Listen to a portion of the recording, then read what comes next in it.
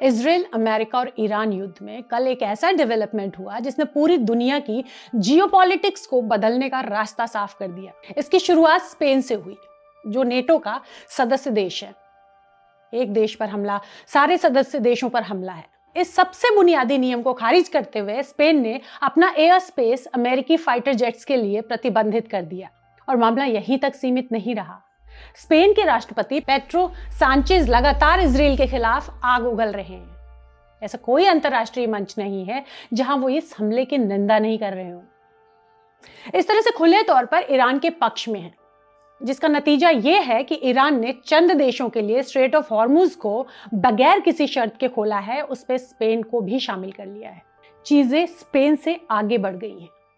कल यूरोप के दो बड़े देश फ्रांस और इटली भी उसी कतार में खड़े हो गए हैं। फ्रांस के राष्ट्रपति मैक्रोन ने कल ऐलान कर दिया कि उनके एयर स्पेस से ईरान पर हमला करने वाला ना तो कोई लड़ाकू विमान जाएगा और ना ही इजराइल को हथियारों की सप्लाई करने वाला कोई मालवाहक विमान गुजरेगा। हालांकि इसके जवाब में तुरंत इजराइल ने भी तत्काल फ्रांस से होने वाले अपने सैन्य व्यापार और हथियारों की खरीद पर रोक लगा दी है। लेकिन इससे फ्रांस का दूसरी तरह से फायदा ही है, जिसमें ईरान उसे अपने नजदीक समझेगा। आपको बता दें कि 2 दिन पहले ही फ्रेंच प्रेसिडेंट मैक्रोन ने ईरान के राष्ट्रपति पेजेश्कियन से 1 घंटे फोन पर बात की। अपनी कट्टर दक्षिणपंथी सोच के लिए मशहूर इटली के प्रधानमंत्री जॉर्जिया मेलोनी तो इससे भी 2 कदम आगे बढ़ गई। उन्होंने न केवल 2 दिन पहले अपने एक शहर में अमेरिकी लड़ाकू विमानों को उतारने से इनकार कर दिया, बल्कि उससे भी आगे बढ़कर उन्होंने इजराइल के अथॉरिटेरियन एक्सपेंशनिस्ट मंसूबों की जमकर निंदा की और ये बयान दे डाला कि मैं इजराइल पर रेड लाइन पार करने का आरोप लगाती हूं। मैं फिलिस्तीनी नागरिकों के नरसंहार की निंदा करती हूं और मैं घोषणा करती हूं कि इटली इजराइल के खिलाफ यूरोपियन प्रतिबंधों का समर्थन करेगा। यानी यूरोप में अब राइट विंग यानी दक्षिणपंथी मेलोनी से लेकर वामपंथी यानी लेफ्ट विंग पेड्रो सांचेज तक इस मसले पर एक साथ खड़े हैं। विशेषज्ञों की माने तो इसके पीछे वजह बिल्कुल साफ है और इस एकता के पीछे उनका अपना हित है, जिसे वो साधने की पूरी कोशिश कर रहे हैं। दरअसल यूरोप में एनर्जी क्राइसिस बहुत गहरा गया है। ये हर किसी को पता होगा कि यूरोप में तेल से ज्यादा गैस की जरूरत पड़ती है, क्योंकि उन्हें अपने घरों को ठंड से बचाने के लिए हीटिंग सिस्टम लगाना पड़ता है। लिहाजा इस सिस्टम को चलाने के लिए 24 घंटे गैस की जरूरत पड़ती है। ये पूरा मामला उनके लाइफ एंड डेथ जैसा हो जाता है, या फिर दूसरे शब्दों में कहें तो ये उनके अस्तित्व से जुड़ा हुआ है। अभी तक यूरोप इस जरूरत को रशिया और खाड़ी के देशों से पूरा कर लेता था, लेकिन उधर नए घटनाक्रम में यूक्रेन जिस तरह से रशिया के खिलाफ खड़ा हुआ है और यूरोप पूरी तरह से युद्ध में यूक्रेन का साथ दे रहा है, उससे रशिया और यूरोप के बीच की गैस सप्लाई बाधित हो गई है। उधर स्ट्रेट ऑफ हॉर्मुज के बंद होने से ये संकट और बड़ा हो गया है।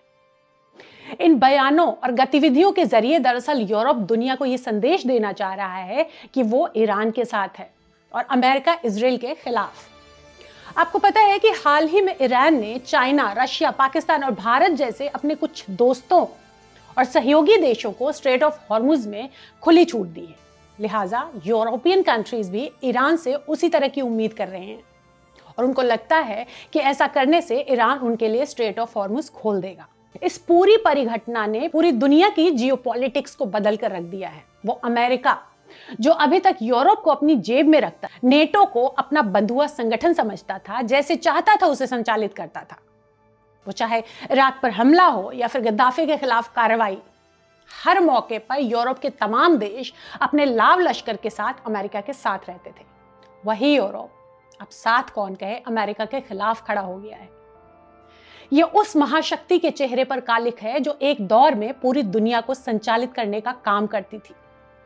ये हर कोई जानता है कि अमेरिका अपने सैन्य ताकत के बल पर, अपने कॉर्पोरेट जायंट्स के भरोसे और दुनिया भर में फैली अपनी एजेंसीज के जरिए इस काम को अंजाम देता था। ये माना जाता था कि दुनिया में कोई देश अमेरिका की मर्जी के खिलाफ नहीं जा सकता। लेकिन इस युद्ध ने बाजी पलट दी और अमेरिका की कलई खोल कर रख दी।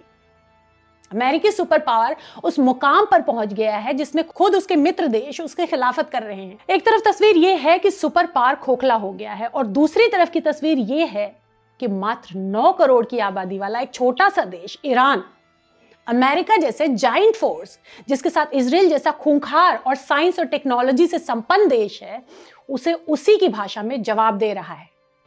पूरा सिनेरियो चेंज हो गया। स्ट्रेट ऑफ हॉर्मुज के जरिए ईरान ने उस यूरोप को झुकने के लिए मजबूर कर दिया जो कभी पूरी दुनिया पर राज करता था, दुनिया के हर हिस्से में जिसकी कॉलोनीज थी। ऐसे नहीं है कि अमेरिका की ताकत खत्म हो गई है, उसके पास जाइंट कॉर्पोरेट कंपनियों की ताकत है, पूरा डिफेंस एस्टेब्लिशमेंट और उसकी हथियार उगलती फैक्ट्रियां हैं।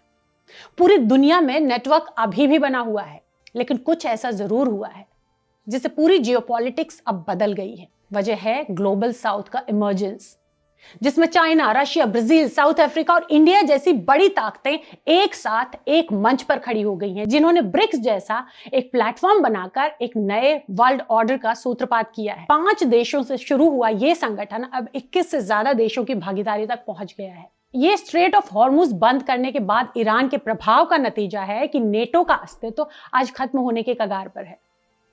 यूरोप को युद्ध में शामिल कराने के लिए अमेरिकी राष्ट्रपति ट्रंप ने क्या कुछ नहीं किया, और बार बार अपील करने के बाद जब थक गए तो उन्होंने अपनी social media platform truth social पर पूरे यूरोप को कायर करार दे डाला।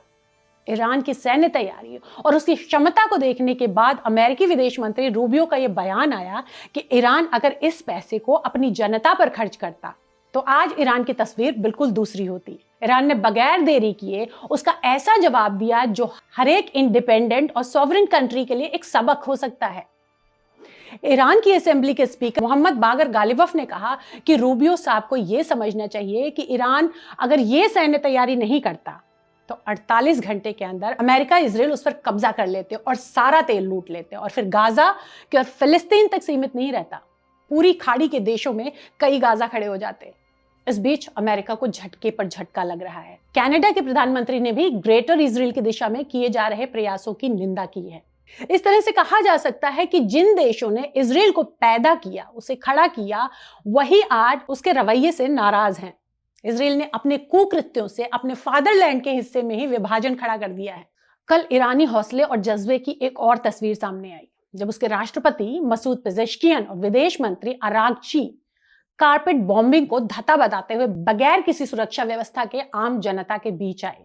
ये और कुछ नहीं बल्कि हर हाल में अपनी भागीदारी देने के लिए मौजूद रहने वाली जनता का वो हौसला ही है जो इन नेताओं की गतिविधियों और उनके फैसलों में नजर आ रहा है।